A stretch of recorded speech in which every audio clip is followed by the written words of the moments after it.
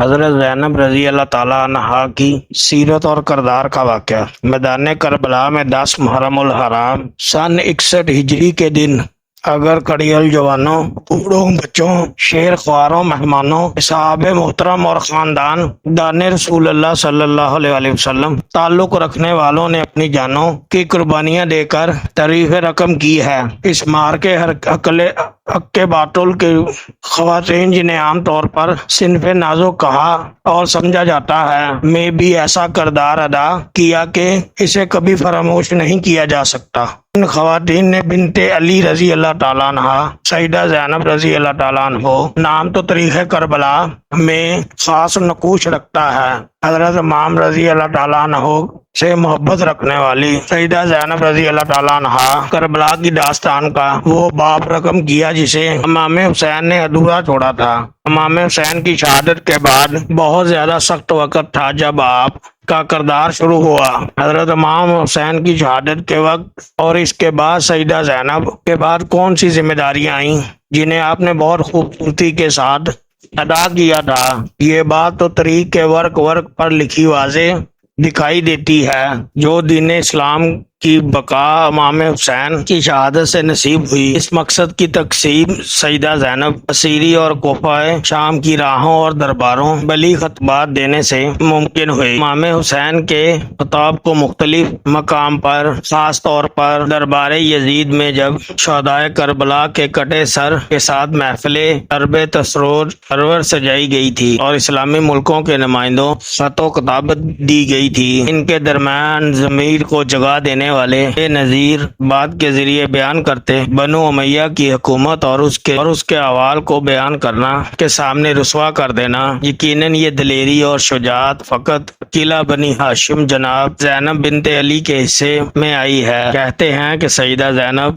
بن ہی سے امام حسین سے اتنی محبت الفت تھی، ایک رات بھی بغیر بھائی کے سکون نہیں ملتا تھا۔ اس کی دلیل حضرت علی کا عبداللہ بن جعفر سے شادی کی پیشکش پر 2 شرطوں کا رکھنا ہے۔ ان شرطوں کو تاریخ کی اس طرح ذکر کیا گیا ہے: میری بیٹی زینب کبریٰ حسین سے بے حد محبت رکھتی ہے، لہذا میں اس شرط پر تمہارے حق میں دوں گا کہ تم اسے 24 گھنٹے میں ایک بار ضرور حسین سے ملاقات کی اجازت دو گے، کیونکہ زینب حسین کو دیکھے بنا ایک دن بھی نہیں رہ سکتی تھی۔ جب بھی امام حسین سفر کریں اور زینب کو ساتھ لے جانا چاہیں، تم زینب کو نہیں روکو گے اور حسین کے ساتھ جانے کی اجازت دو گے۔ بہن بھائیوں کا اس قدر پیار اور محبت عصر آشوب کی سامنے رکھی ہے اور سیدہ زینب کا امتحانوں آزمائش شروع ہو گیا۔ کتنا حوصلہ چاہیے اسے امتحان سے گزرنے کا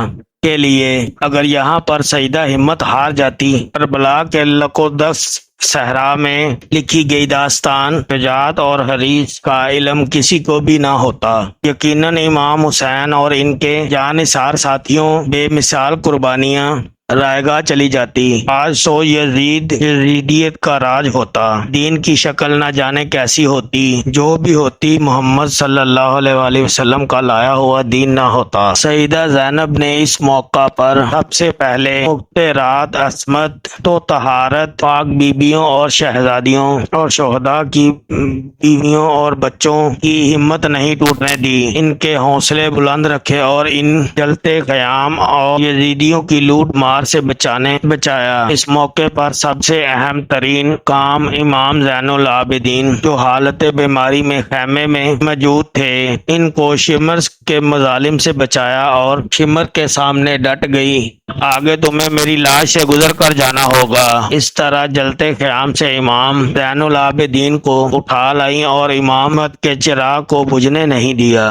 تقوی اور دینداری یہ حالت تھی کہ اتنے سخت حالات میں بھی اپنی نماز شب کو نہیں بھولی، اور حالت اسیری میں جب ہاتھ بندھے ہوئے تھے، اونٹوں پر سوار تھی، نماز کی ادائیگی ترک نہ کی۔ اس طرح سب پر اہمیت نماز بھی واضح کر دی اور یہ بھی ثابت کر دیا کہ جنہیں باغی قرار دے کر شہید کیا گیا وہ اسلام کے اصل وارث ہیں۔ اس کے بعد بازاروں اور درباروں میں کیے گئے خطبات بھی تاریخ کے سنہرے حرفوں میں ان خطبات میں ہی اس صورتحال کو تکمیل کر دیا، جو بیبیوں نے صورتحال کو تبدیل کر دیا جو یزیدیوں نے اپنے حق میں بنائی تھی۔ یہ واقعات تھے جو ان پر تخت و دوز کرنے کی ضرورت ہے۔